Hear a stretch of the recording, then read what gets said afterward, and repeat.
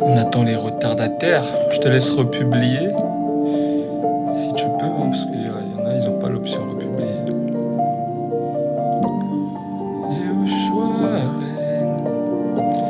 Un Pierre 4, peux-tu expliquer un Pierre 4, 17?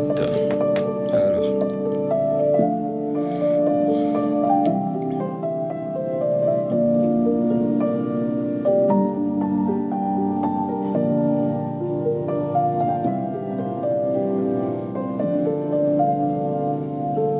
En plus, j'ai expliqué ça dans le groupe ce matin. On dirait que t'as pas suivi. Hein. Mais je peux reprendre ça. C'est vrai que il y a des gens des fois sur le live qui n'ont pas cette occasion ou bien qui regarderont sur YouTube aussi. Alors, 1 Pierre 4, verset 17, qui dit: car c'est le moment où le jugement va commencer par la maison de Dieu. De quoi on parle? Il faut remonter un peu plus haut déjà pour voir de quoi il parle. Il dit au verset 13, « Réjouissez-vous au contraire. » Verset 12, pardon. « Bien-aimés. » 1 Pierre 4, verset 12. « Bien-aimés. » Attendez, je vais baisser. Ça se trouve que c'est... Le son, il est trop fort. « Bien-aimés, ne soyez pas surpris comme d'une chose étrange qui vous arrive de la fournaise qui est au milieu de vous pour vous éprouver. Réjouissez-vous au contraire de la part que vous avez aux souffrances de Christ, afin que vous soyez aussi dans la joie et dans l'allégresse lorsque sa gloire apparaîtra. » Donc les souffrances de Christ, les épreuves, c'est ce qu'il explique juste en bas. Il dit, si vous êtes outragés par le nom de Christ, vous êtes heureux, parce que l'Esprit de gloire, l'Esprit de Dieu repose sur vous. Que nul de vous, en effet, ne souffre. C'est ça le jugement, c'est la souffrance, les épreuves, les difficultés. Que nul de vous, en effet, ne souffre comme meurtrier ou voleur, ou malfaiteur, ou comme s'ingérant dans les affaires d'autrui. Mais si quelqu'un souffre comme chrétien, qu'il n'en ait point honte, et plutôt qu'il glorifie Dieu à cause de ce nom. Car c'est le moment où le jugement, donc les épreuves viennent, les souffrances viennent dans la maison de Dieu. Pourquoi? Pour éprouver ceux qui ont cru. Parce qu'on peut dire qu'on a cru. Tout le monde est capable de dire « je crois en Jésus ». Des fois, j'ai vu quelqu'un qui est en train d'évangéliser au concert de Fali. Il y avait des gens qui disaient « nous, on croit en Dieu. Pourquoi tu nous évangélises ?» Donc, tout le monde croit. Tout le monde dit qu'il croit en Jésus. Maintenant, on doit tester cette foi. On doit éprouver ça. D'où les épreuves qui vont naître. Je continue. Car c'est le moment où le jugement va commencer par la maison de Dieu. Or, si c'est par nous qu'il commence, quelle sera la fin de ceux qui n'obéissent pas à l'évangile de Dieu? Quelqu'un qui n'obéit pas à l'évangile, quelle sera sa fin? Si déjà, dans l'église, il y a un jugement, alors celui qui n'est pas dans l'église, qui ne croit pas en Jésus, quelle sera sa fin? Question. Ensuite, on nous dit, et si le juste se sauve avec peine, avec difficulté, que deviendront l'impie et le pécheur? Si déjà le juste, parce que vous voyez quand l'apôtre Paul dit « j'ai combattu le bon combat et j'ai achevé la course », il a terminé sa course avec peine. Pourquoi? Parce qu'il a eu des souffrances, des tribulations. Je prends un exemple, c'est écrit, c'est dans 1 Thessaloniciens. 1 Thessaloniciens, chapitre 3, il me semble.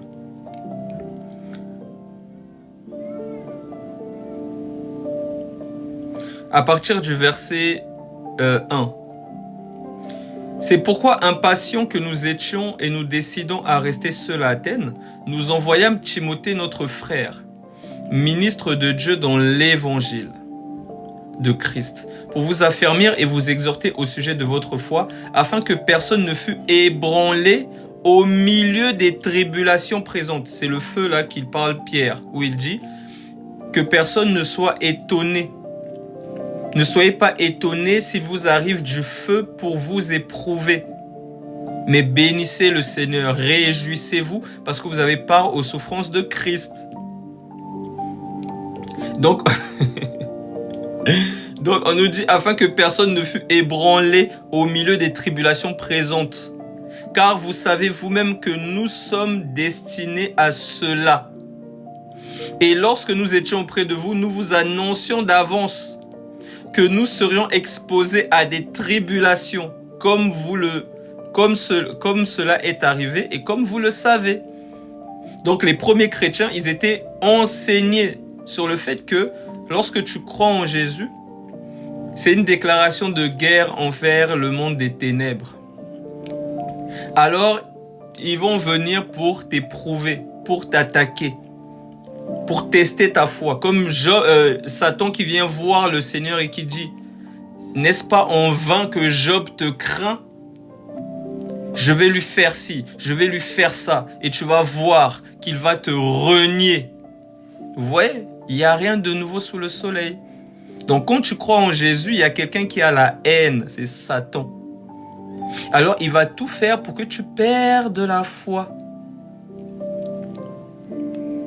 Et c'est ça justement qu'on appelle le feu, les épreuves, les souffrances, le jugement. Car c'est le moment où le jugement doit commencer par la maison de Dieu. Et lorsque nous étions auprès de vous, nous vous annoncions d'avance que nous serions exposés à des tribulations comme cela est arrivé, comme vous le savez. Une opposition, que ce soit de la part des démons, que ce soit de la part des hommes, des oppressions, des attaques, des flèches, des maladies même. Pour nous stopper, pour qu'on arrête de croire, pour qu'on dise « Ah non, c'est bon, je crois plus en Jésus, je souffre trop. Je souffre trop là, c'est bon, j'arrête. » C'est pourquoi on dit ça. Mais rien ne pourra nous séparer de Christ. C'est-à-dire ceux qui sont vraiment des enfants de la lumière. Tout peut venir. Ils ne vont jamais renier Jésus. Parce que la foi qu'ils ont là ne vient pas d'eux. C'est un don. C'est leur essence. Avant d'arriver sur terre, ils étaient en communion avec le Père. Donc, il n'y a personne qui pourra séparer cet amour qui ne commence pas maintenant, mais qui commence depuis l'éternité. Personne ne pourra. La preuve, on était dans le monde, on ne croyait pas en Dieu, on disait « Ah, Dieu c'est qui? Ah, moi, non, ça c'est des histoires qui ont été racontées pour asservir les ancêtres. » On disait plein de choses. Mais on est où là? On est en Jésus. Donc, le monde n'a pas pu nous séparer. Jésus nous a récupérés. Alors, quand il nous a récupérés là, c'est qui va nous arracher de sa main?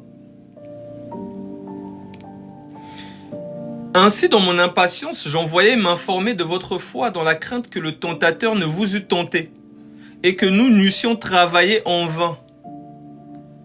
Mais Timothée, récemment arrivé ici de chez vous, nous a donné de bonnes nouvelles de votre foi et de votre charité et nous a dit que vous avez toujours de nous un bon souvenir. Désirons nous voir comme nous désirons aussi vous voir. En conséquence, frères, au milieu de toutes nos calamités, donc là c'est les apôtres, eux-mêmes ils disent, en conséquence, frères, au milieu de toutes nos calamités et de nos tribulations, en conséquence, frères, au milieu de toutes nos calamités et de nos tribulations, nous avons été consolés à votre sujet à cause de votre foi. Vous voyez? Car maintenant nous vivons puisque vous demeurez fermes dans le Seigneur. Donc, Paul, les apôtres eux-mêmes, ils ont été oppressés des souffrances, des calamités. Donc, le fait que les chrétiens à qui ils ont prêché la parole tiennent ferme, ça les rassure. Ils ne souffrent pas pour rien en vain. Ils sont contents. Le tentateur ne les a pas tentés, ils ont abandonné la foi. Non. Ils ont tenu, ils ont persévéré. Ils sont restés intègres.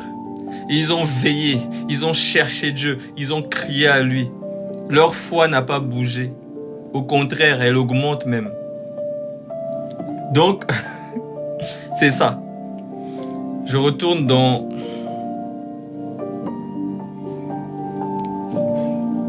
un Pierre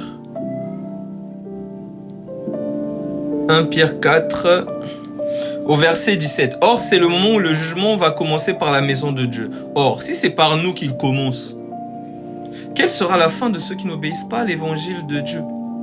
Et si le juste se sauve avec peine, que deviendront l'impie et le pécheur? Si déjà le juste, il souffre comme Lazare. Vous vous souvenez la parabole de Lazare et de l'homme riche? Lazare.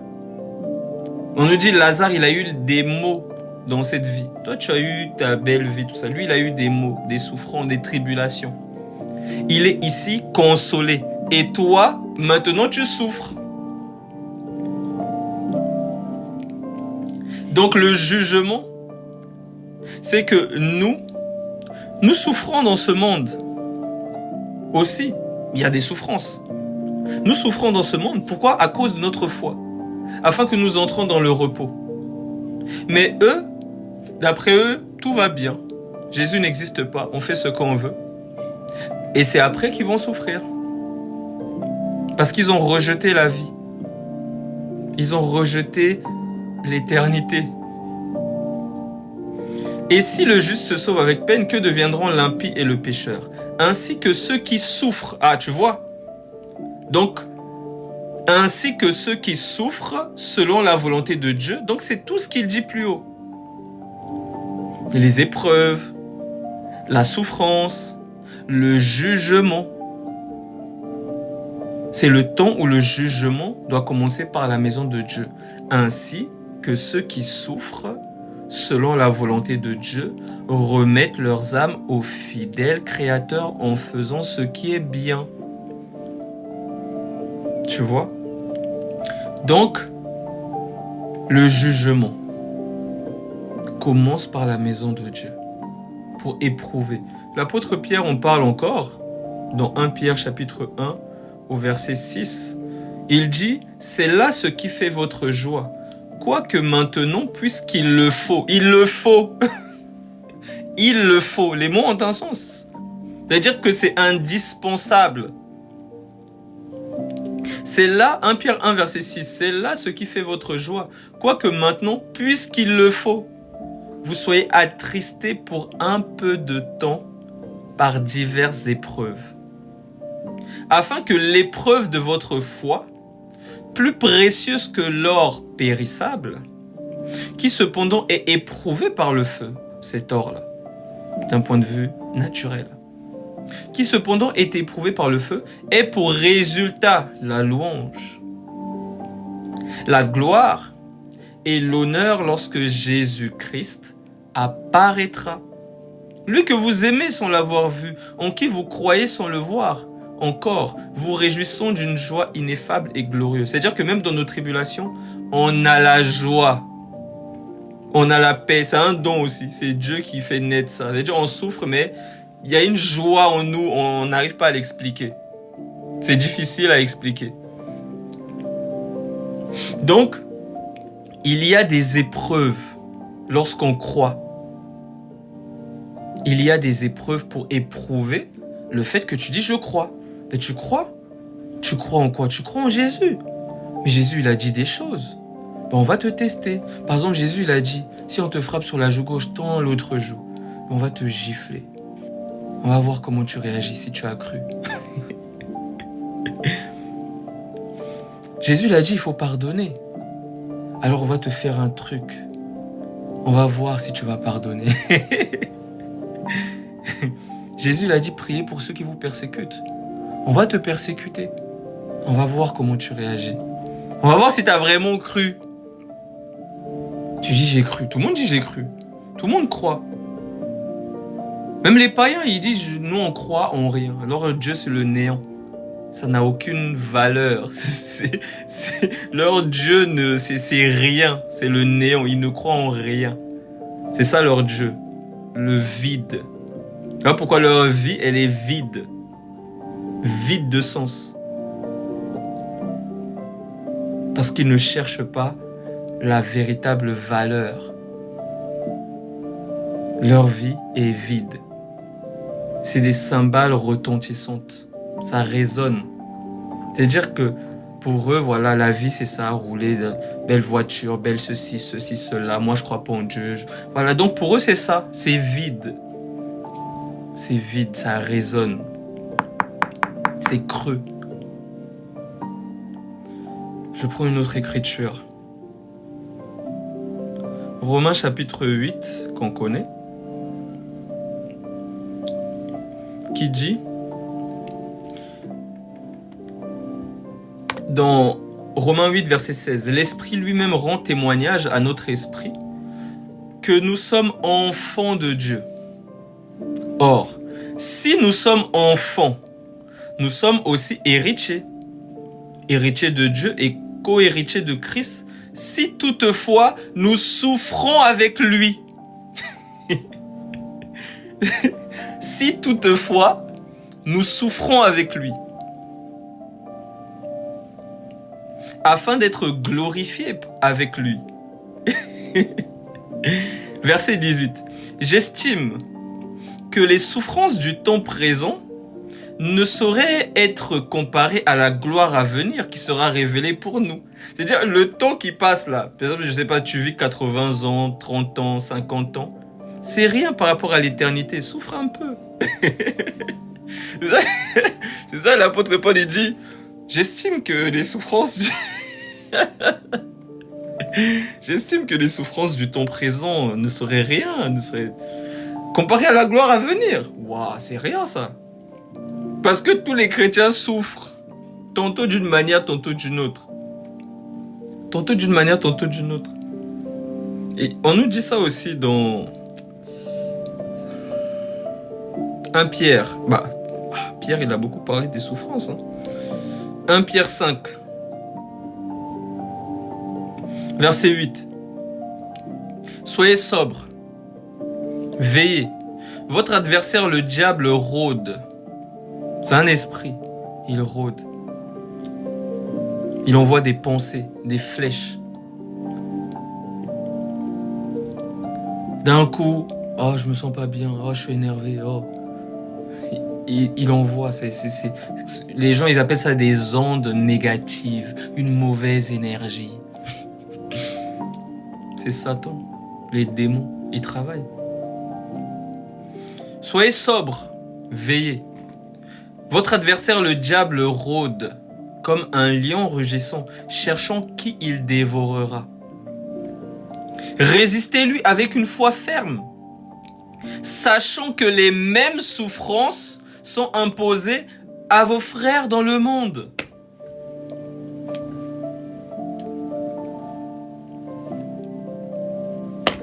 Les mêmes souffrances sont imposées à vos frères dans le monde. C'est-à-dire, je souffre. Tu souffres. Tous nos frères et sœurs là, qui croient vraiment en Jésus, ils souffrent. Tout simplement. Il n'y a personne qui est exempt de cette souffrance. N'hésitez pas à republier. Personne n'est exempt de cette souffrance. C'est ça l'épreuve de notre foi. C'est ça le jugement. Les souffrances. Nos frères souffrent dans le monde. Tous ceux qui gardent l'évangile, la parole, cette parole est testée. Donc il y a des souffrances. Les démons viennent, Satan vient. Il dit qu'il croit. Bon, on va voir s'il va garder la foi. On va faire ci, on va faire ça. Je vais titiller quelqu'un de sa famille qui va l'insulter pour voir comment il va réagir. Je vais titiller son épouse. Je vais titiller ses enfants. Voilà, on va le tester, on va l'éprouver, on va voir. Il faut qu'on voit. Donc, c'est ça. On va tester l'épreuve de la foi. L'épreuve. Il faut tester. Parce que les gens parlent beaucoup. Dans le milieu chrétien, ça parle, ça parle. Mais dans l'épreuve, là, c'est pas du blabla, c'est des actes, c'est concret. Dans l'épreuve, là, c'est là qu'on voit. Si tu pèses lourd ou pas. Comme on disait à un roi dans Daniel, tu as été pesé, tu as été trouvé léger. Il a été pesé. On l'a pesé, il n'y avait pas de poids, il était léger.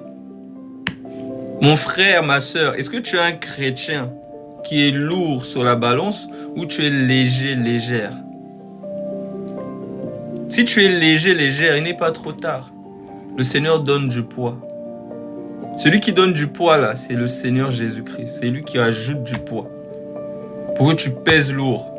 Que quand tu arrives là, les démons ils entendent doum, doum, doum. Toi tu marches seulement, ils entendent doum. C'est ça. Donc il faut qu'il y ait l'épreuve de notre foi. Il faut qu'il y ait l'épreuve. Il faut que ça chauffe autour de nous. Un tel commence à mal nous parler. Le patron qui veut nous chasser du boulot, comme ça. Il n'y a pas de raison. Il commence à mal te regarder. On nous dit que d'un coup, Saül, il commençait à mal regarder David. Pourtant, avant, il aimait bien. Mais d'un coup, comme ça, il commençait à... Je prends ce verset. C'est dans 1 Samuel, là-bas. D'un coup, on commence à mal regarder les gens, on commence à mal te parler, on commence à... On dirait tout se lève contre toi, mais c'est ça, le jugement. Non, il veut du poids lourd. Pas des remorques, des semis, non. Poids lourd. Des camions. Des camions, mon frère. Alors, je prends 1 Samuel chapitre 16. On nous dit...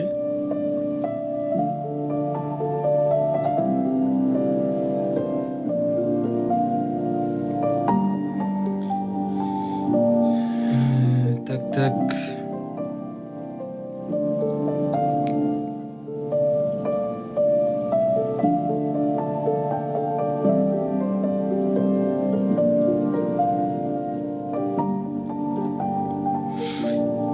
1 Samuel 16, verset 23. Je prends le verset 21. Verset 20, pardon. 1 Samuel 16, verset 20. Isaïe prit un âne qu'il chargea de pain, d'une outre de vin et d'un chevreau. Et il envoya ces choses à Saül par David son fils. David arriva auprès de Saül et se présenta devant lui. Il plut beaucoup à Saül. Il fut désigné pour porter ses armes. Saül fit dire à Isaïe: je te prie de laisser David à mon service, car il a trouvé grâce à mes yeux.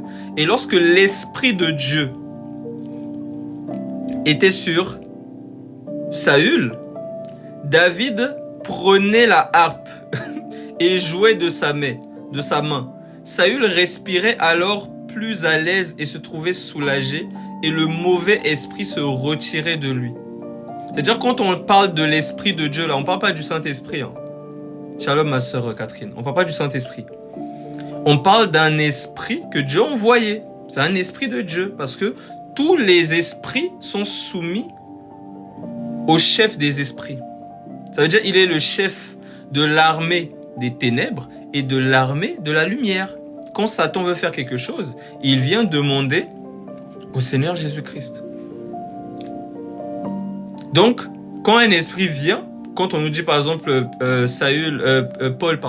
Paul, on nous dit qu'il y avait un esprit de Satan qui était envoyé pour le persécuter.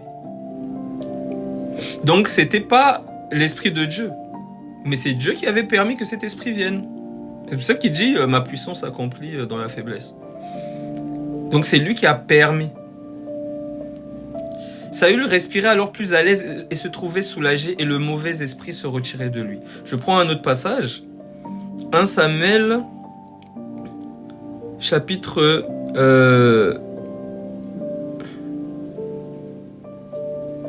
18. Au verset 6. Comme il revenait lors du retour de David Après qu'il eut tué le Philistin, les femmes sortirent de toutes les villes d'Israël au-devant du roi Saül, en chantant et en dansant au son des tambourins. N'hésitez pas à republier, à partager, etc., mais à republier. Amen, sois bénie, Christiane. Les femmes qui chantaient se répondaient les unes les autres.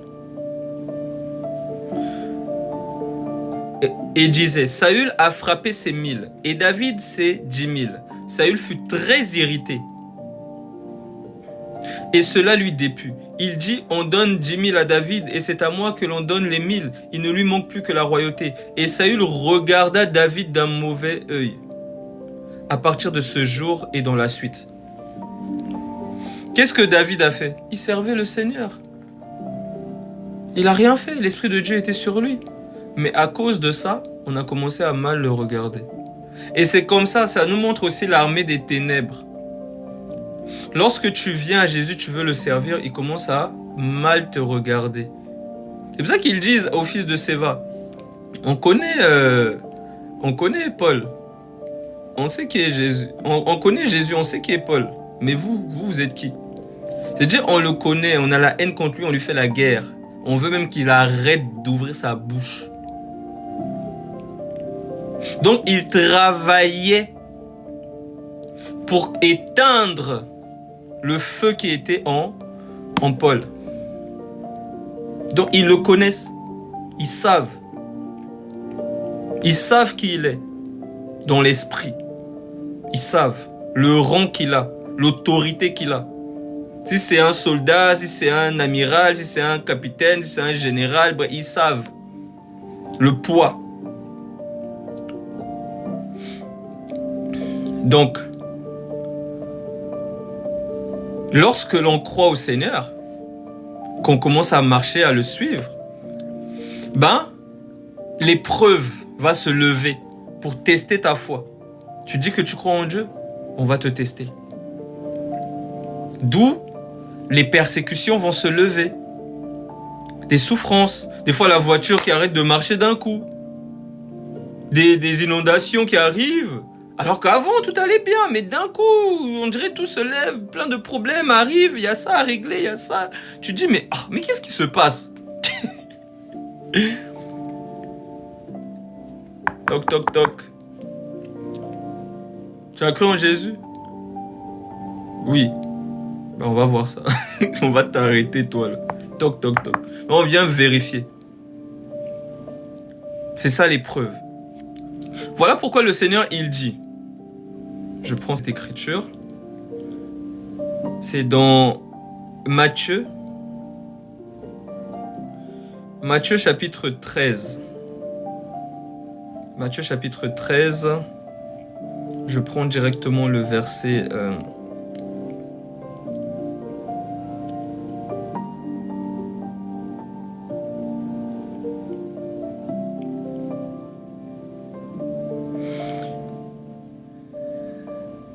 Le verset 20, Matthieu 13, verset 20.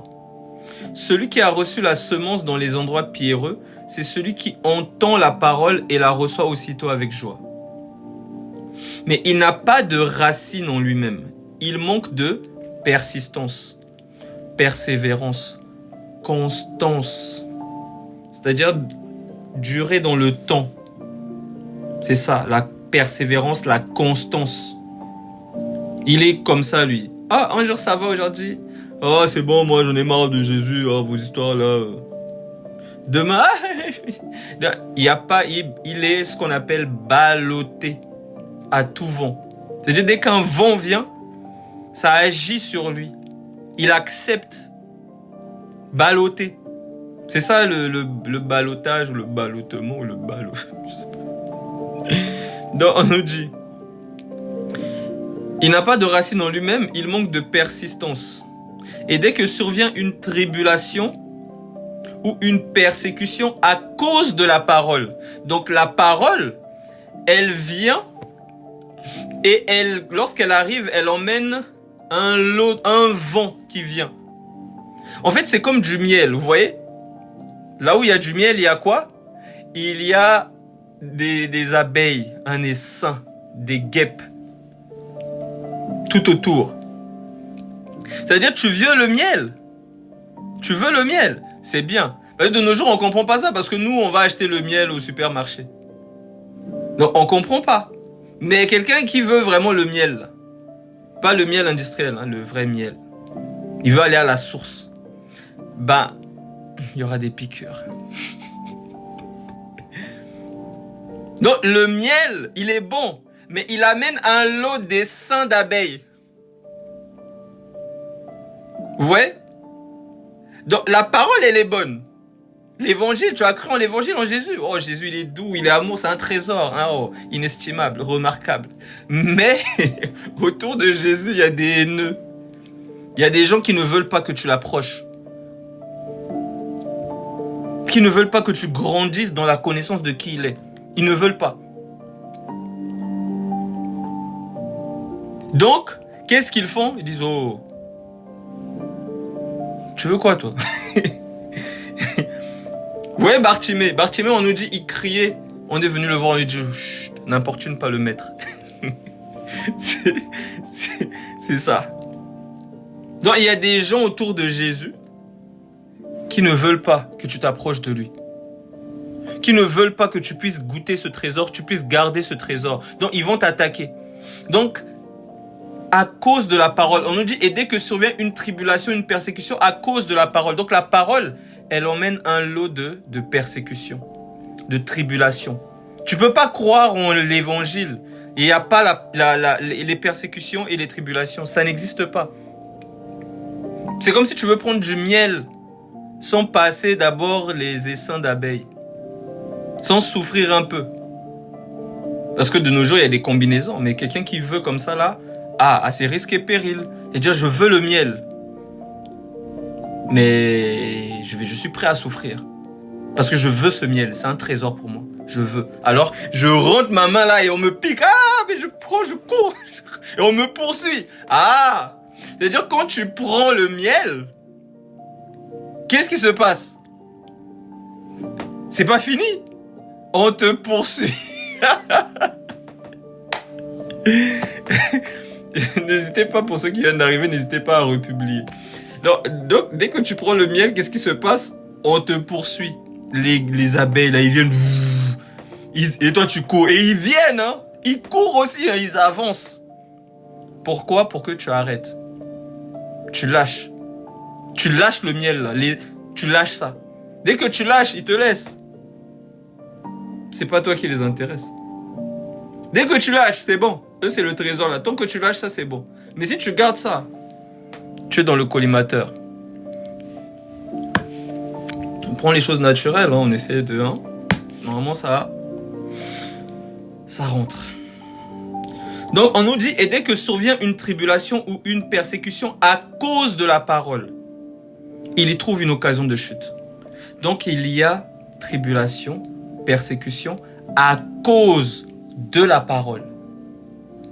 C'est ça qu'on dit, le jugement va commencer par la maison de Dieu. Parce que la maison de Dieu a cru, alors la persécution, la tribulation vient sur la maison de Dieu.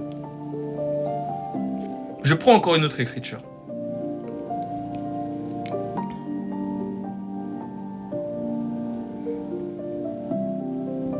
Hébreux, chapitre 11.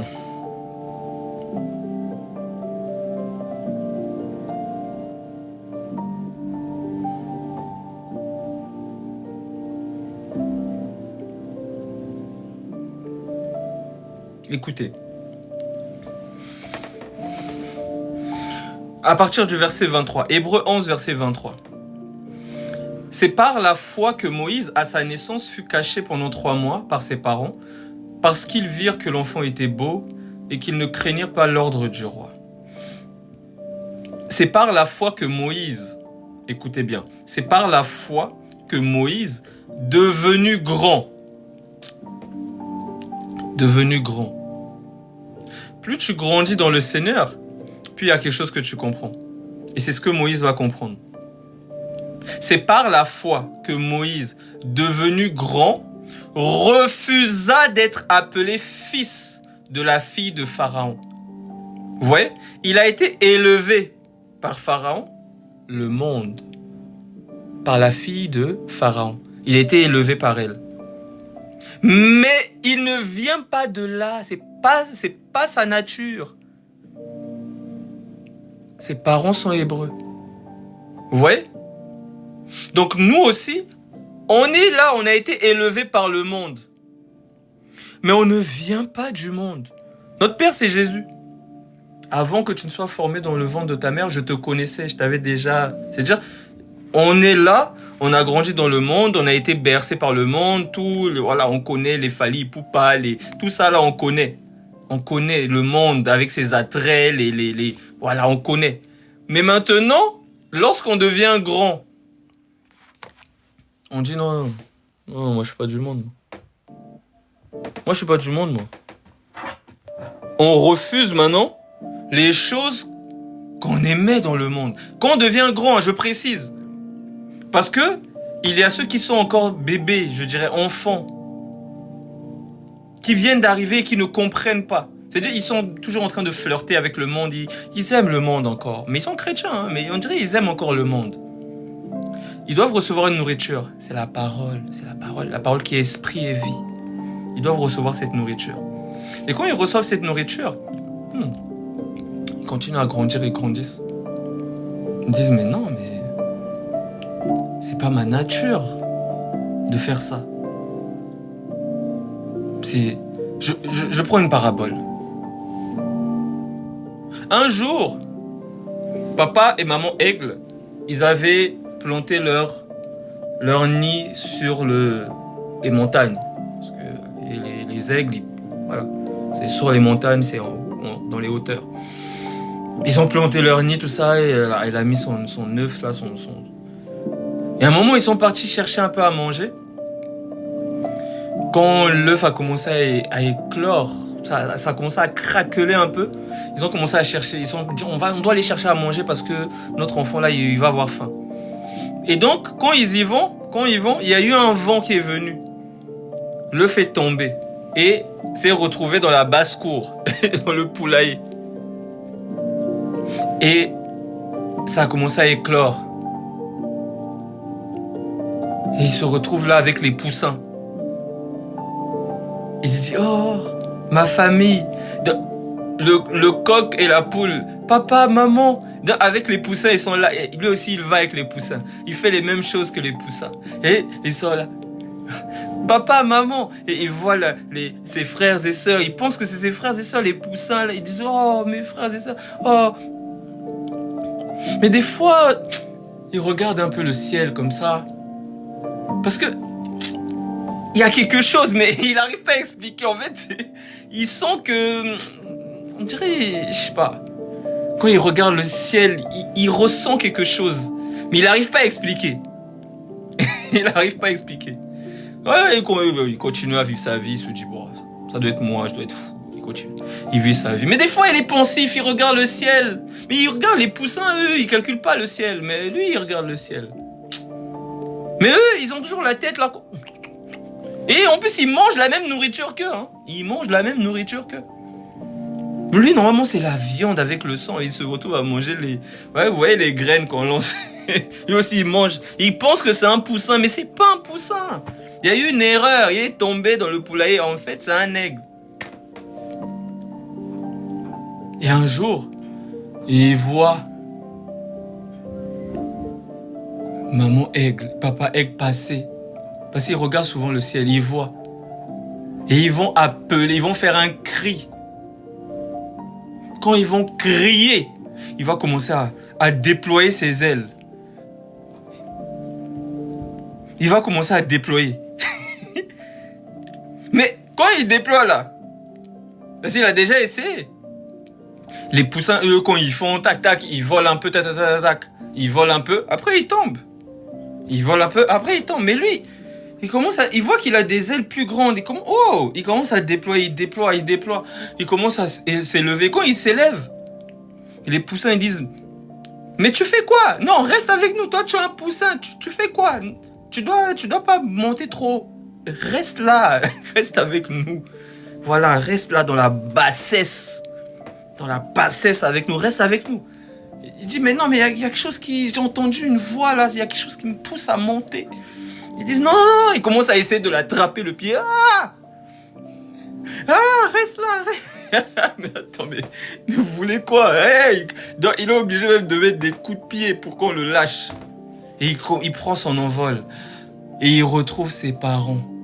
Et ils s'en vont. Oh, quelle belle histoire. Maintenant, on a compris les choses naturelles.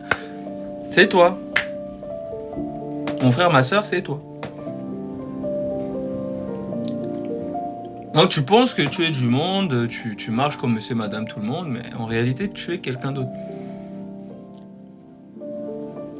Tout le monde fait ci, tout le monde fait ça, mais toi, tu es quelqu'un d'autre. Tout le monde met des faux trucs, des faux cheveux, des faux teints, des faux tout. Toi, tu... Ouais, c'est bien, mais il y a quelque chose d'autre là.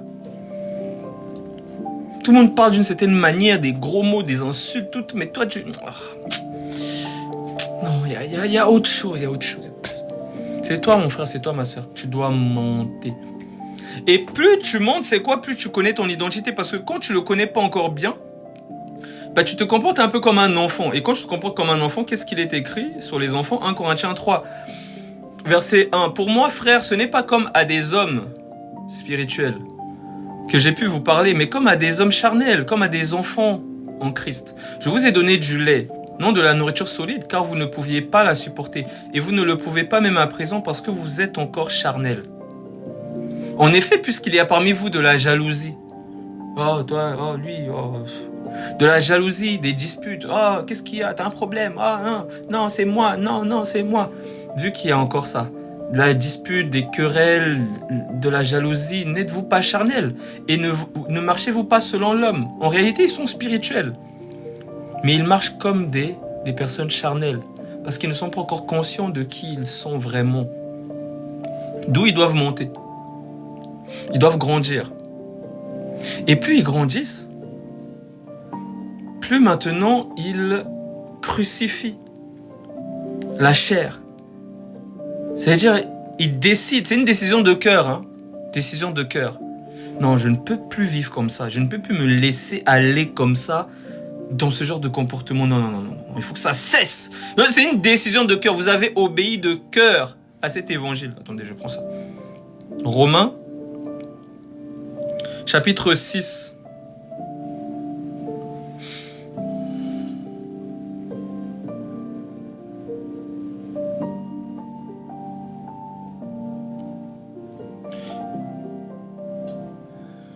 Verset 15. Quoi donc? Romains 6, verset 15. Quoi donc? Pécherons-nous parce que nous sommes non sous la loi, mais sous la grâce? Parce qu'il y a des gens, ils se disent, waouh, on est sous la grâce. Il faut pécher, là. On doit pécher, ça c'est bon. Hein? De toute façon, voilà, je peux pécher, je vais pas aller en enfer, quoi. Je peux pécher, quoi. Et donc, l'apôtre Paul, il s'est déjà occupé de tout ça. Hein? Il a déjà traité tout ça. Il dit quoi? Donc pécherons-nous parce que nous sommes non sous la loi mais sous la grâce? Loin de là. Loin de là. Ne savez-vous pas qu'en vous livrant à quelqu'un comme esclave pour lui obéir, vous êtes esclave de celui à qui vous obéissez? Soit du péché qui conduit à la mort, soit de l'obéissance qui conduit à la justice. Donc tu es libre mais tu deviens esclave. Esclave.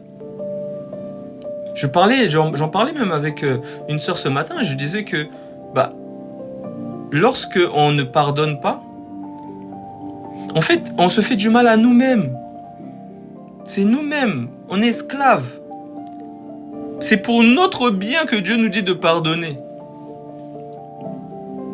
C'est-à-dire refuser de pardonner, c'est un manque de connaissance. C'est comme si tu veux te détruire.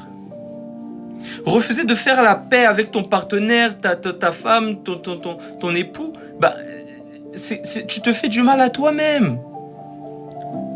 À toi-même. Fais la paix. Tu vas voir, tu te sentiras mieux. Même pour prier, pour tout, pour les choses de Dieu. Mais tant que tu es dans cet état-là, il y a comme un poids dans ton cœur. Un poids. Il y en a même qui font du déni. C'est-à-dire ils n'ont pas pardonné autour d'eux. Il y a des gens, ils ont de la rancune. Quand ils les voient, ils chipent. Mais ils disent que non, il n'y a rien. Ils font comme un déni. Mais pendant qu'ils marchent dans leur marche chrétienne, ils sentent comme un poids. Il y a une lourdeur, il y a un truc qu'ils n'arrivent pas à expliquer. C'est ça. Même la nature nous enseigne. Lorsque tu es en colère, là, tu as de la haine, ça peut te faire des tensions, ça peut te provoquer des kystes, des boutons. Ça agit sur le corps. Ainsi, mettre la parole de Dieu en pratique, ça agit aussi sur le corps. Ça te restaure. Tes os, même, tu te sens mieux. Tu te sens mieux, tu te sens en pleine forme. Mais des fois, quand tu ne veux pas, tu vas dire, non, peut-être je ne fais pas assez de sport. Non, c'est pas ça, tu pardonnes pas assez. Tu as la haine. C'est ça que tu es essoufflé, tu sens de la lourdeur. Tu vas t'inscrire à la salle, mais tu sens que c'est toujours là. Tu as gagné du cardio, mais c'est ça, il faut pardonner, faut être en paix avec les hommes. C'est pas ta nature. C'est pas ta nature. C'est pas ta nature. Toi, on peut te faire la guerre, mais toi, tu peux pas faire la guerre. Le Seigneur, il a dit, le scandale viendra, mais malheur par qui ça vient. Ça peut pas venir des enfants de Dieu, quand même, le scandale. Ça doit venir d'autres. Livrés. Mais ça doit pas venir des enfants de Dieu, quand même. Donc, ouais, attention. Vous voyez? Je continue. Ne savez-vous pas qu'en vous livrant à quelqu'un comme esclave pour lui obéir, vous êtes esclave de celui à qui vous obéissez, soit du péché qui conduit à la mort, soit de l'obéissance qui conduit à la justice.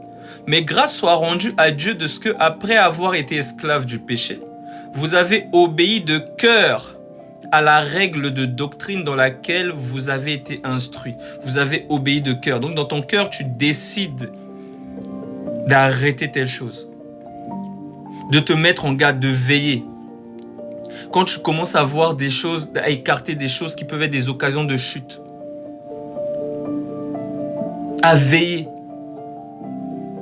à prendre maintenant ta marche au sérieux. C'est parce que tu grandis. Mais quand tu es enfant, tu calcules rien. Mais la réflexion, c'est pour des gens qui commencent à mûrir. Voilà pourquoi on nous dit des enfants, même des enfants qui commencent à mûrir. C'est-à-dire, la nature d'un enfant, c'est la sainteté. Un enfant en Christ. C'est pour ça qu'il dit, vous marchez comme des hommes charnels. Parce que vous êtes des hommes spirituels. Mais j'ai pas pu vous parler comme des hommes spirituels à cause de ce comportement-là. Mais à la base, vous êtes des personnes spirituelles. Vous êtes des esprits. Le Père des Lumières vous a engendré par l'Évangile. Vous êtes des enfants de la lumière. Donc, étant des enfants de la lumière, vous êtes spirituels, vous devez briller. Mais si vous ne marchez pas bien là, si vous commencez à faire n'importe quoi, c'est l'ignorance. Mon peuple périt parce qu'il lui manque la connaissance. L'ignorance. D'où l'enseignement. D'où le Seigneur il doit chercher sa brebis, il arrache des endroits bizarres où elle est, il l'implante maintenant dans un lieu où la personne est nourrie pour grandir. La croissance. La croissance. Donc l'apôtre Pierre nous dit concernant les enfants qui comprennent leur nature. Les enfants, hein, on ne parle même pas des adultes, des enfants, des bébés. Parce que le bébé en Jésus, il marche dans la sainteté. C'est ça. C'est ça un véritable enfant dans le Seigneur. Parce que lorsque par exemple tu as cru au Seigneur, souviens-toi des premiers jours où tu as cru au Seigneur. Qu'est-ce qui s'est passé? Tu as abandonné des choses facilement, tu as laissé des choses, tu marchais dans la sainteté, tu prêchais partout. En fait, c'est ça l'enfant en Jésus.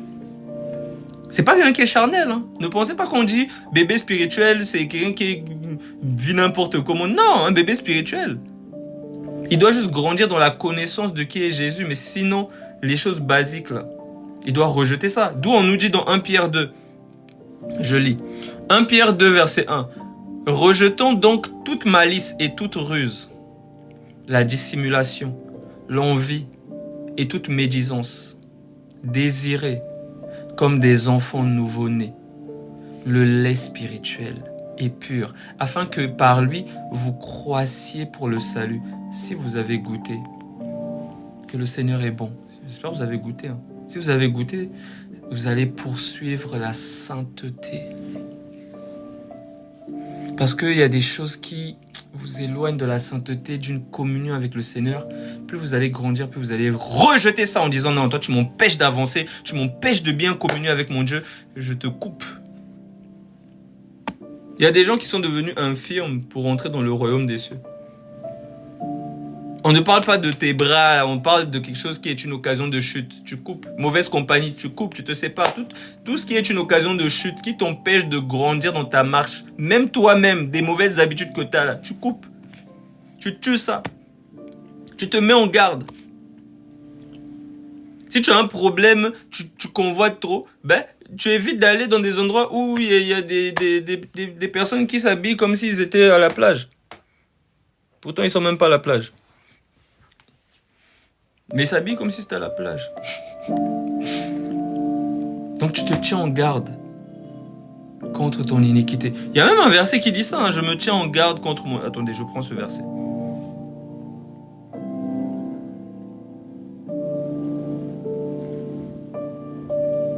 C'est-à-dire tu es en garde, c'est-à-dire tu sais c'est quoi ta faiblesse, donc tu es en garde contre cette faiblesse-là, tu veilles, tu es là. Attendez, je prends ce verset. Psaume 18.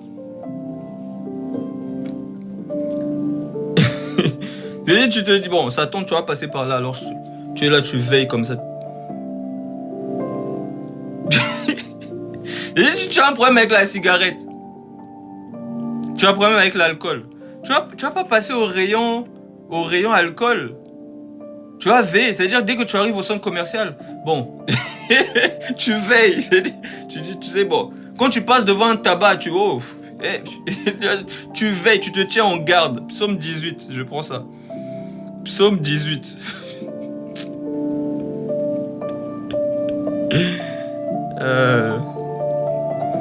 Psaume 18, verset 21. L'Éternel m'a traité selon ma droiture. Il m'a rendu selon la pureté de mes mains. Car j'ai observé les voies de l'Éternel. Et je n'ai point été coupable envers mon Dieu. Toutes ses ordonnances ont été devant moi. Et je ne me suis point écarté de ses lois. J'ai été sans reproche envers lui. Et je me suis tenu en garde contre mon iniquité. Vous voyez? C'est-à-dire, il veille. Bon, j'ai un problème avec la colère. Bon, quand il y a quelqu'un qui s'énerve, je me tiens en garde contre mon iniquité. C'est-à-dire, je me fais violence pour ne pas m'énerver. Je me tiens en garde. Bon, attends, on en reparlera demain, s'il te plaît. Une autre fois. Bon, tout à l'heure, quand on sera voilà, un peu plus détendu, parce que là, je vois qu'on est à chaud. Tu fuis même la conversation, comme David. Sois béni pour le chapeau. Tu fuis la conversation comme David. Vous voyez David, regardez, je vais reprendre le passage. David, on essaie de la mener dans la colère. Il fuit. Regardez, je vais vous prendre ce verset. 1 Samuel, chapitre 16, je pense. Attendez, je vérifie. 1 Samuel, chapitre 17. Je prends le verset qui m'intéresse directement.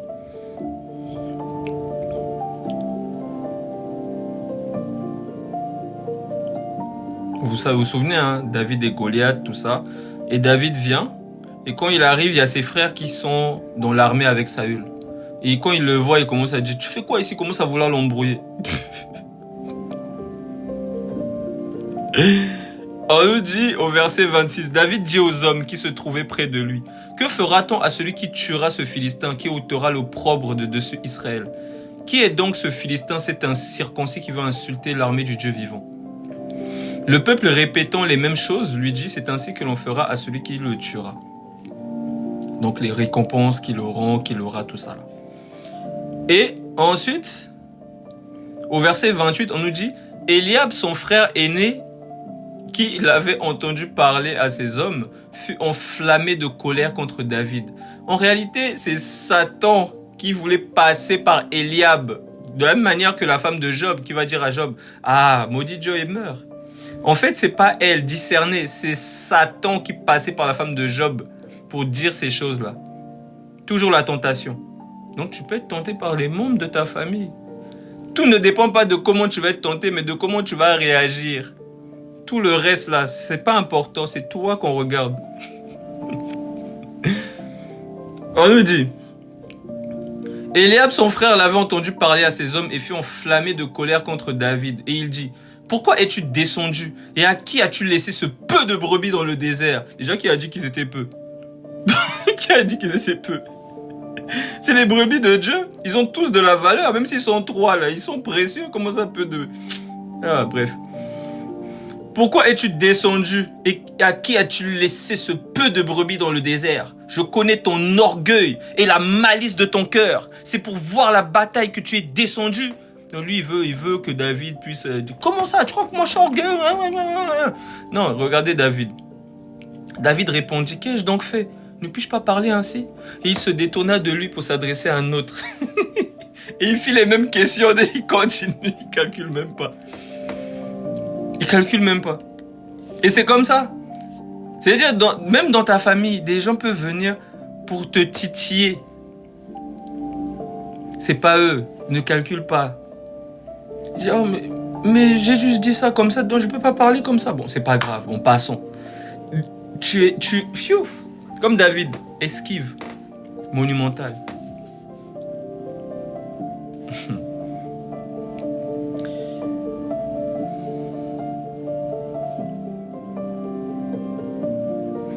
Je retourne dans 1 Corinthiens 3. Et n'oublions pas Hébreux 11. Hein. C'est là qu'on s'est arrêté. 1 Corinthiens 3. Je relis. Pour moi, frère, ce n'est pas comme à des hommes spirituels que j'ai pu vous parler, mais comme à des hommes, comme à des hommes charnels, comme à des enfants en Christ. Je vous ai donné du lait et non de la nourriture solide, car vous ne pouviez pas la supporter et vous ne le pouvez pas même à présent parce que vous êtes encore charnel. En effet, puisqu'il y a parmi vous de la jalousie, des disputes, n'êtes-vous pas charnel et ne marchez-vous pas selon l'homme? Maintenant, je repars dans Hébreux 11.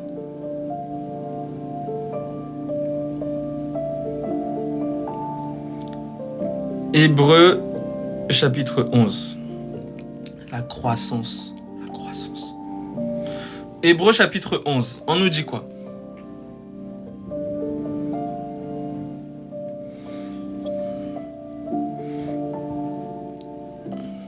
Hébreux 11.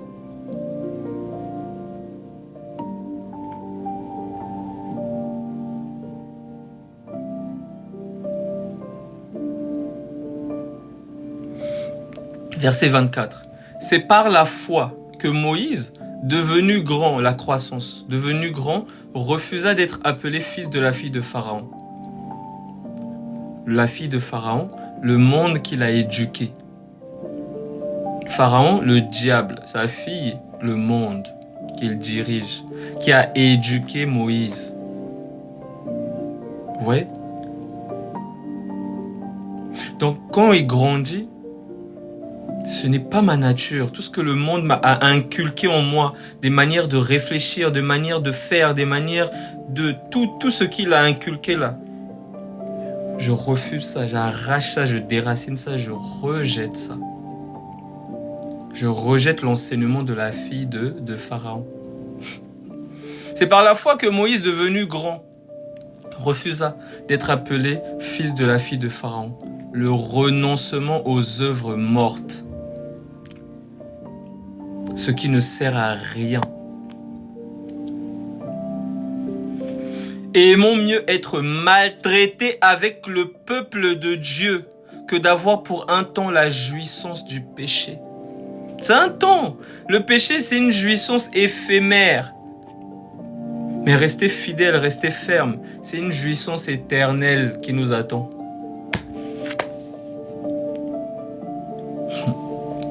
Aimons mieux être maltraités avec le peuple de Dieu. Vous voyez, le peuple de Dieu est maltraité, les souffrances.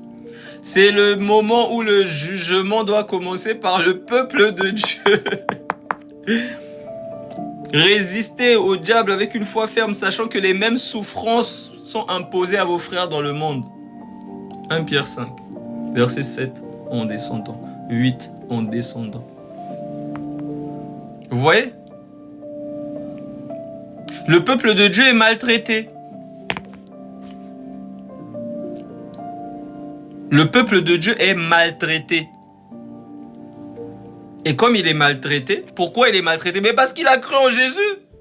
Parce qu'il a la foi. Il est oppressé, les démons viennent, les persécutions, les sorciers, tout le monde se lève. Mais le problème, c'est pas les persécutions, c'est pas tout ça. C'est lui, comment il réagit. C'est ça qu'on vient éprouver sa foi. Comment il réagit. Regardez, je vais prendre un exemple. Je prends un exemple. Acte.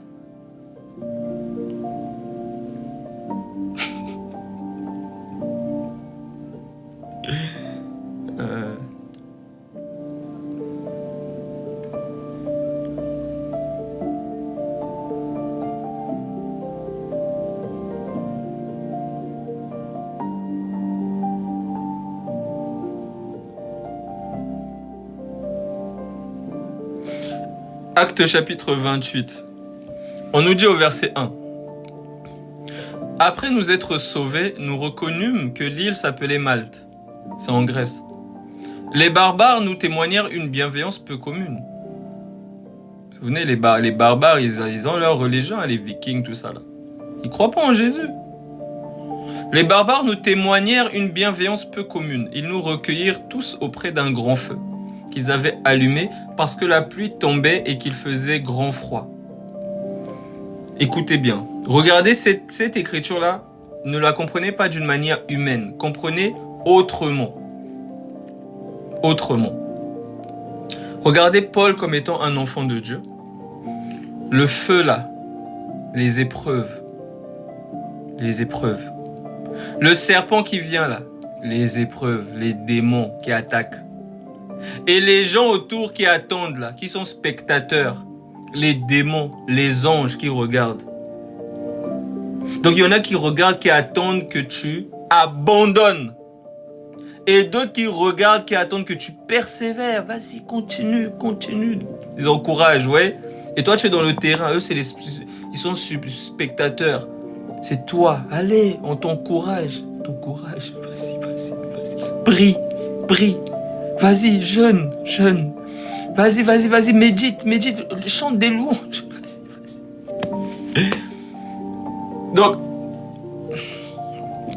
Paul ayant ramassé un tas de broussailles et l'ayant mis au feu, une vipère en sortit par l'effet de la chaleur et s'attacha à sa main. Quand les barbares virent l'animal suspendu à sa main, ils se dirent l'un aux autres. Assurément, cet homme était un meurtrier, puisque la justice n'a pas voulu le laisser vivre après qu'il a été sauvé de la mer. Paul secoua l'animal dans le feu et ne ressentit aucun mal. Ces gens s'attendaient à le voir enfler ou tomber mort subitement. Mais après avoir longtemps attendu, voyant qu'il ne lui arrivait aucun mal, ils changèrent d'avis et dirent que c'était un dieu. Je prends maintenant cette écriture-là, je vous donne une autre compréhension, hein. Pas forcément celle que monsieur et madame tout le monde comprend, mais une autre profondeur. Tu es en train de marcher, tu es enfant de Dieu. Il y a les épreuves là, le feu qui est là. Le serpent qui vient, qui représente Satan. Vous vous souvenez, dans le désert, les enfants d'Israël ils marchaient, les serpents sont venus mordre, ils étaient en train de mourir. Donc le serpent qui vient, les démons qui viennent t'attaquer, te lancent des flèches. Maintenant, on observe. Il y en a qui attendent que tu meurs. Que tu abandonnes la foi, que tu apostasies, tu commettes le péché qui mène à la mort. Que tu abandonnes. Shalom mon frère. Que tu abandonnes. Mais toi, tu continues à louer, tu continues à prier. Les gens attendent que tu puisses rendre le mal pour le mal. Mais toi, tu bénis. Tu pries pour la personne. Est-ce que tu vois? Ce que les gens sont en train d'attendre, quelque chose de logique, c'est que tu abandonnes, c'est que tu réagis d'une certaine manière en fonction de ce que tu vis. C'est tout à fait normal. Que tu aies de l'amertume, de la rancune et que tu ne pardonnes pas. C'est tout à fait normal selon l'homme. Mais selon Dieu, c'est pas normal. Et donc là où ils attendent quelque chose de normal, on va dire, selon eux, c'est la nature de Dieu qui qui se manifeste. Là où les gens s'attendaient à voir Paul crier « Ah, j'ai mal, ouah, on m'a piqué, et mourir. Paul, on le pique. Il ne réagit même pas, il n'y a même pas de « Ah !» Il n'y a pas de ça. Il n'y a pas de ça. On le pique là, il fait... Il jette la vipère, il jette ça dans le feu. Ils nous feront la guerre, mais ils ne pourront pas nous vaincre. Toute arme forgée contre nous sera nulle et sans effet. Ils viennent par un chemin et s'enfuient par cette dispersée, comme jamais. Tout ce qu'ils essayent, ils n'arrivent pas. Mais ils sont persévérants, hein. Quand même, on peut leur accorder qu'ils ont de la persévérance. Et nous, on doit être encore plus persévérants qu'eux. Eux, ils sont persévérants pour nous amener à chuter, pour nous amener à refuser le Seigneur. Nous, on est persévérants pour garder la foi. On doit être plus persévérant qu'eux, plus déterminé qu'eux. Plus déterminé. Donc, c'est ce qu'on voit. Pendant qu'ils attendent, au travers des souffrances, du jugement qui doit commencer par la maison de Dieu, qu'ils attendent que toi, tu rebrousses chemin, que tu arrêtes de prier, que tu arrêtes ceci, que tu réagis d'une certaine manière, que. C'est autre chose que Dieu, que les anges attendent de toi. Que tu commences à grandir et à regarder l'éducation de la fille de Pharaon comme étant abominable. Ce n'est pas la nature d'un roi, d'une reine, d'un prince, d'une princesse, de quelqu'un de noble. Je rejette.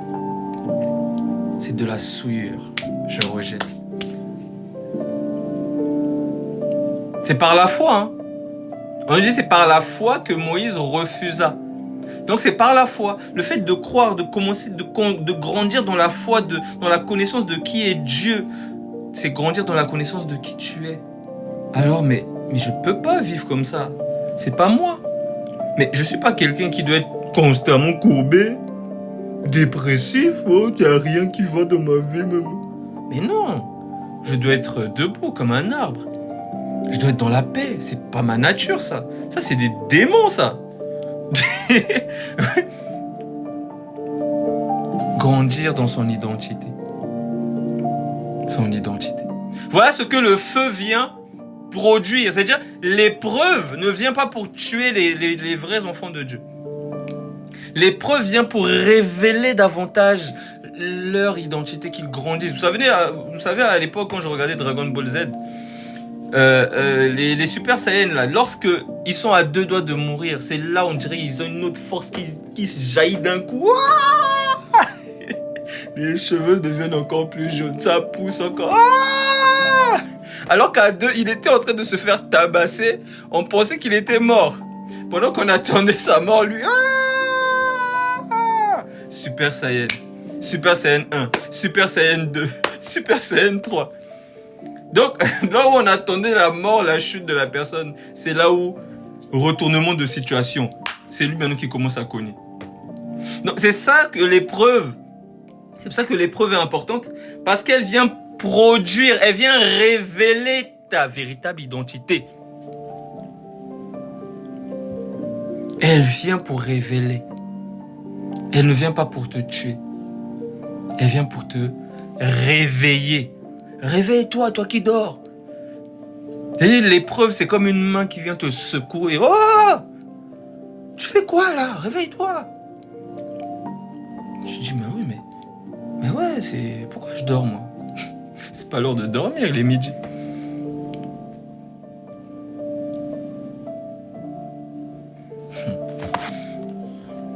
J'espère qu'on comprend. Hein. Je repars dans Hébreu. Dans Hébreu 11.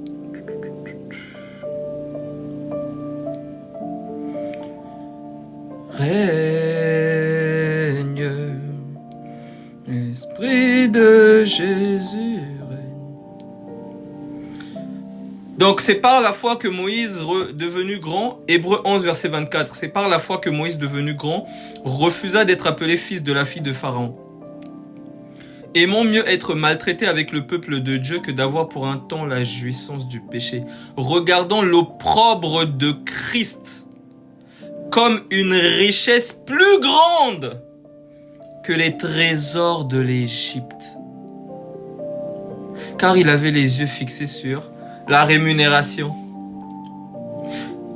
Les mots, au commencement était la parole. Les mots ont un sens. Les mots veulent véhiculer une énergie, une essence, une pensée. C'est pour ça que c'est important de comprendre. La bonne terre est celle qui entend et qui comprend. Le plus important, c'est l'écoute. Shema, écoute, Israël. Soyez prompt à écouter. Que tout homme soit prompt à écouter. Lent à parler. Shema, écoute.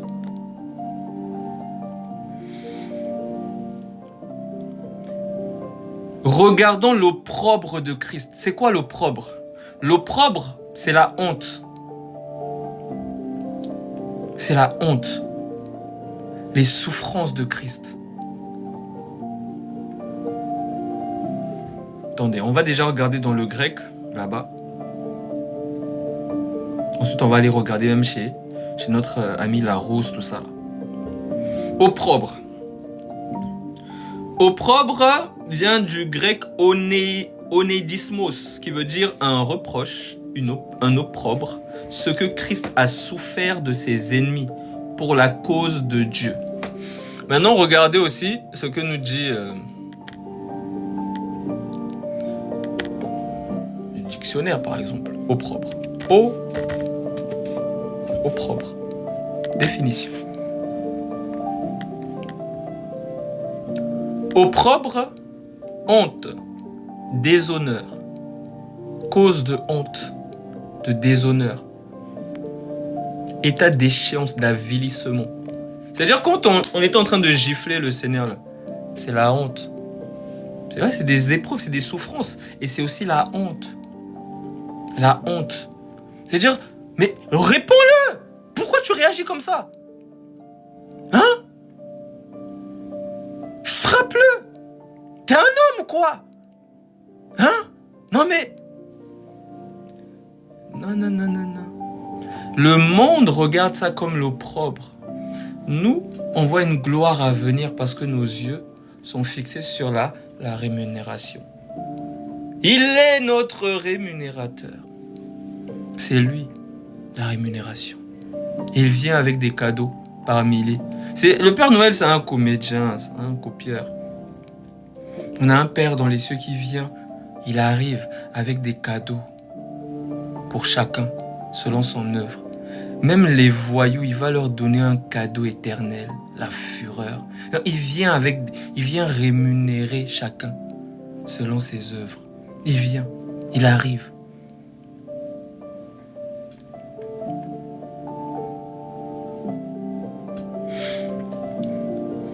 Regardons l'opprobre de Christ. Attendez, je relis encore. Parce qu'il faut bien comprendre. Il ne faut pas juste lire rapide.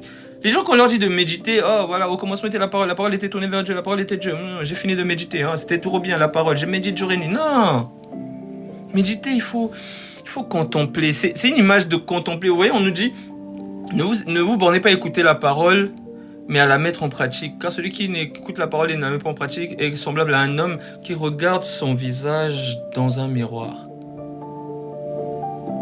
Et qui retourne et oublie. C'est-à-dire, il y a une forme... En fait, c'est contempler.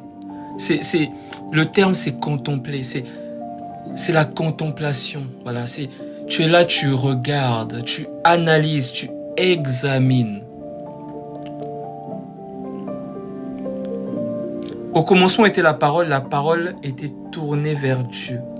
Et Dieu était la parole. Ou était en face de Dieu. C'est-à-dire, il y a une forme de contemplation. C'est-à-dire, la parole est devant Dieu et contemple. Dieu contemple la parole. La parole contemple Dieu. Il se regarde. Une lumière qui illumine une autre lumière. Il se regarde. Voilà pourquoi, en réalité, celui qui est nourri, c'est l'esprit qui est en toi. C'est lui qui doit grandir. Quand ton esprit est régénéré, là, est uni avec le Saint-Esprit, le Saint-Esprit se nourrit d'une nourriture. C'est Dieu qui le contemple. C'est-à-dire, on doit lui présenter Christ. C'est ça qui le nourrit. Je ne veux rien voir parmi vous que Christ et Christ crucifié. C'est lui la nourriture du peuple. Donc, on contemple, c'est ça méditer, c'est examiner, c'est contempler, c'est regarder les courbes. Vous voyez, même la nature nous enseigne. La nature est un enseignant. Je pense que la nature, c'est un prédicateur. C'est un enseignant. Il a le don, le ministère de l'enseignement. La nature, il ne fait que prêcher, enseigner. Il y a ce qu'on appelle le langage non verbal. C'est-à-dire, on parle, mais il y a aussi les mimiques, quand tu bouges les mains, tout ça, tu hausses les épaules, la posture, voilà, les mimiques, même les rides, tout, les joues, tout est examiné et tout émane, tout communique un message. Tout communique un message. Vous voyez? Ah. C'est important de comprendre, de bien comprendre. Parce que ce qu'on entend... Je sais pas si c'est... Mais bon, comme je dis souvent, je suis responsable de ce que je dis, mais je suis pas responsable forcément de ce que les gens comprennent. Mais j'essaye de bien mener la chose pour qu'elle soit comprise par le maximum de personnes. Même celui qui est à l'école maternelle, qui a 5 ans, 6 ans, 7 ans, va comprendre ce que je suis en train de dire. Même mon fils qui a 4 ans là. Quand je parle pour celui qui a 4 ans et pour celui qui est à Harvard, qui comprend tout. Voilà. Je parle pour tout le monde, pour que tout le monde puisse bien comprendre. C'est ça l'enseignement, c'est pas de dire des choses compliquées. Vous voyez, les gens qui font de la politique, ils aiment utiliser des mots compliqués pour troubler les gens, pour perdre tout le monde. Mais en réalité, un bon enseignant, il doit expliquer avec les choses simples. Le Seigneur Jésus-Christ, le créateur de toutes choses, il aurait pu venir avec des mots trop compliqués, mais il prend la base, la création, il essaie d'expliquer avec les choses simples de la vie de tous les jours. Il aurait pu venir avec des mots compliqués. Il aurait pu parler à... Voilà. Tout le monde serait largué. Non, il vient avec voilà, les choses de la vie de tous les jours, la nature. Il prend, voilà, il donne un exemple. Il y avait 2 personnes qui se disputaient sur leur richesse. Ils pensent que Jésus, c'est un, comment on les appelle, les gens qui font les partages des biens. C'est un notaire. Il dit, Seigneur, fais le partage des biens. Il dit, attendez, moi je suis établi pour faire le partage de vos biens. Je vais vous dire une chose. Un homme... Il a amassé des trésors dans son grenier. Il a amassé. Il s'est dit, je suis bien là. Je vais pouvoir me poser là, profiter. Mon âme, réjouis-toi. Mange, bois, ça va aller. Et Dieu lui dit, mais insensé, ce soir même, ton âme sera réclamée. Tu vas mourir ce soir. Ainsi en est-il des gens qui sont riches matériellement, mais qui ne sont pas riches en Dieu. Vous voyez, il prend les choses naturelles. De nos jours, on peut dire quoi? On peut dire, par exemple, je sais pas moi, un homme qui a le trillion, je sais pas, quelqu'un comme Elon Musk vient, il coffre, il a plein d'argent, il a plein. Il se dit, je vais bien profiter, je vais vivre ma vie là. Mais il ne sait pas que ce soir même, il va mourir. Alors tout son argent qu'il a accumulé là, ça va lui servir à quoi lorsqu'il va mourir? Est-ce qu'il pourra racheter son âme? Vous voyez, la chose simple pour expliquer les choses spirituelles. La simplicité de l'évangile. Donc le plus important, c'est que les choses soient comprises. C'est pas de dire des choses compliquées. En soi. En soi, c'est pas dire des choses compliquées. Parce qu'on peut le faire. On pourrait le faire. Mais bon. C'est pas édifiant. Ça, les gens qui restent compliqués, c'est pour perdre tout le monde. C'est pour brouiller les pistes. Vous voyez, il y a des langages informatiques, il y a le langage même dans la banque. Ils ont un langage. Tout ça, c'est pour brouiller les pistes, pour que les gens ne comprennent pas. Pourtant, des fois, c'est simple. On te dit, investis là, voilà, tu amasses à tel endroit. Normalement, ça va te donner beaucoup d'argent pour pouvoir investir encore. Mais là, on va te dire, non, tu vois, tel capital boursier. Donc, ils vont utiliser des mots et toi, tu n'as pas connu forcément ce langage-là et tu es perdu, ça te fait mal à la tête. Mais en réalité, c'est simple. Mais c'est juste qu'ils utilisent des mots compliqués, c'est pour te perdre. Pour que tu n'arrives pas à leur niveau. Pour que tu ne connaisses pas les rouages de l'administration, du système. C'est juste ça. En réalité, il n'y a rien de compliqué. C'est juste les mots, ils utilisent, ils font... En fait, c'est du codage. Pour larguer la foule.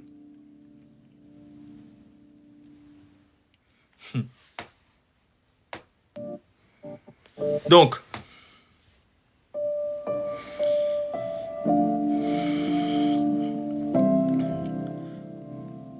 Hébreux 11, verset 24.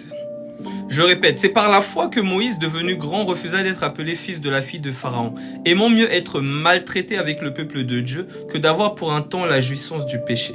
Regardons l'opprobre de Christ, la honte, les souffrances de Christ. Regardons l'opprobre de Christ comme une richesse plus grande que les trésors de l'Égypte, la jouissance du péché, les choses éphémères qui vont passer.